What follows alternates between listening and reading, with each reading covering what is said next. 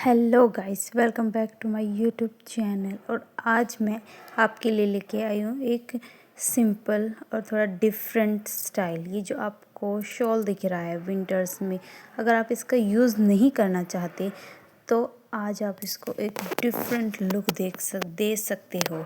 तो इसलिए चलते हैं आज हम इसको एक डिफरेंट लुक देने के लिए।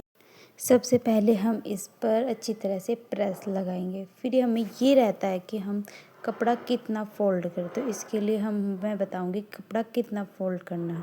जितनी हमारी हिप है उसको 4 से डिवाइड करें। जितना भी आया, मेरा 10 आया है, तो उसमें हम फिर मार्जिन ऐड करेंगे 1.5 इंच। तो हम यहाँ पर मेरा आया 11.5। तो हम है ना किनारे की तरफ से कपड़े को उतना ही लेंगे।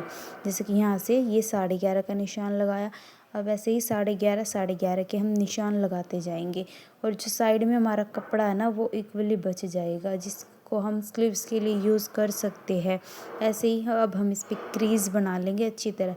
आप कभी भी सूट वगैरह काटो तो ऐसे ही आप कपड़ा लो, ठीक है। अब मैंने लगा ली ऊपर स्ट्रेट लाइन। अब मैं लगाऊंगी तीरा जो कि 7.5 है, और आर्म होल लिया है मैंने 7 इंच। अब वेस्ट और हिप लाइन का निशान मैंने लगा लिया है, और ये मेरी फिटिंग के निशान है।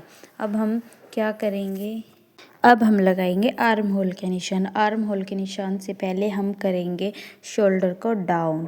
शोल्डर को डाउन इस तरह किया मैंने। पहले आगे से 2.5 इंच बिल्कुल स्ट्रेट रखा, और फिर इधर से मैंने किया 1.5 इंच पर डाउन, इनको स्ट्रेट कर दिया। इसके नीचे जो ये आपकी आर्म होल वाली लाइन है ना, ये 7 इंच होनी चाहिए। अगर ये 7 इंच नहीं है तो आपका आर्म होल छोटा हो सकता है, तो आप इसको मेज़र करें अच्छी तरह। ये 7 इंच होनी चाहिए।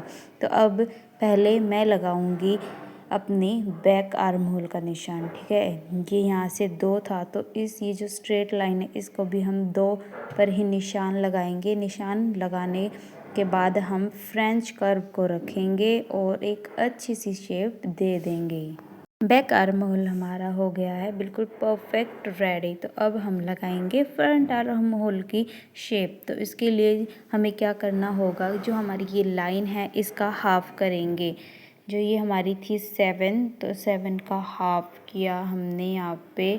अब इसका निशान लगा लेंगे, और इस लाइन से हमें 1 इंच अंदर जाना होगा, क्योंकि ये हमारा बिल्कुल पैक नेक है। तो पैक नेक में यहाँ की जो छटाई होगी वो ज़्यादा होगी, इसलिए मैंने 1 इंच अंदर गई हूँ। अब इस लाइन को स्ट्रेट कर देंगे बिल्कुल, ठीक है। इसको मैंने सीधा किया। अब हम मेज़र करेंगे कि ये लाइन कितनी है। ये लाइन यहाँ से यहाँ तक देखेंगे हम कितनी है। ये हमारी 3.5 है, तो हम यहाँ से 3.5 इसके आगे चलेंगे, ठीक है। अब ये हमारा फ्रेंच कर्व रखने के मार्क मैंने लगा लिए। अब इन मार्कों पर हम फ्रेंच कर्व को रखेंगे और एक परफेक्ट शेप दे देंगे। ये ऐसे निशान लगाना, ठीक है। अब ऐसे निशान मैंने लगा लिया है। इसके बाद हम करेंगे फिटिंग के निशान, ठीक है। ये मेरा आर्म होल बिल्कुल परफेक्ट हो गया। आपको ये लग रहा होगा कि ये तो बहुत ही गहरा है, लेकिन नहीं। जब ये पहनूंगी ना मैं, जब आपको फाइनल लुक दिखाऊंगी, जब देखना आप, बिल्कुल परफेक्ट, एक भी चुन्नट नहीं मिलेगी मेरे आर्म होल में। अब हम लगाएंगे फिटिंग के निशान, ठीक है।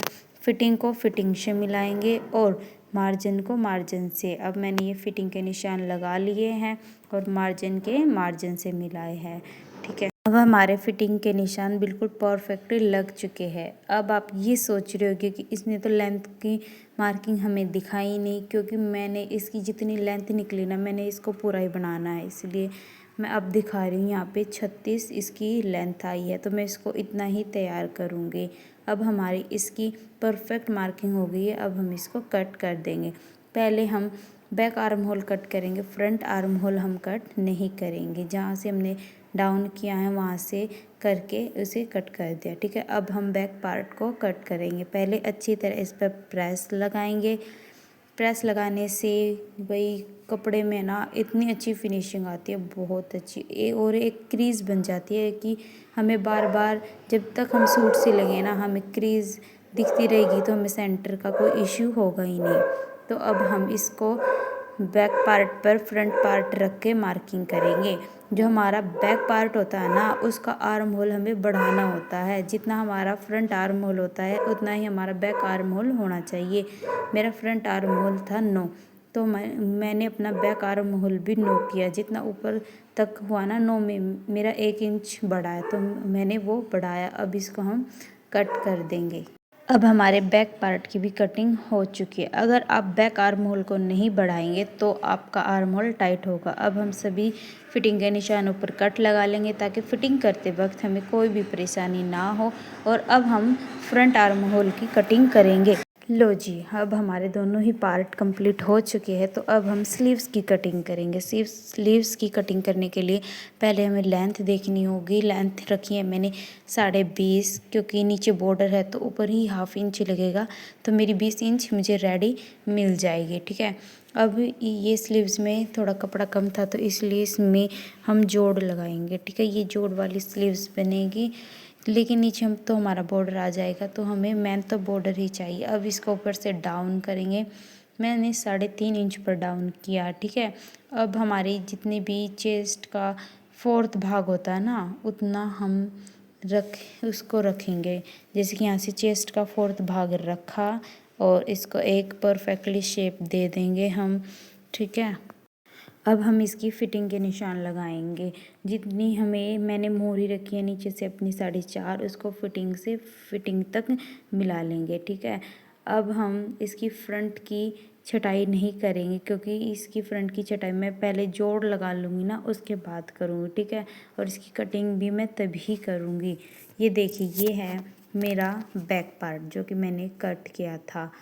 अगर आपको इसकी स्टिचिंग भी चाहिए तो कमेंट करना। ओके, मैं इसकी स्टिचिंग की वीडियो भी डाल लूँगी। ये देखो, मेरा है फ्रंट पार्ट। इसकी आर्म होल की शेप देखो कितनी परफेक्टली आई है। अगर आप इसको ऐसे गहराई से नहीं कट करेंगे तो आपकी यहाँ पे चुन्नटें ज़रूर आएंगी। ठीक है, इसलिए आपको आर्म होल की जो छटाई है वो परफेक्ट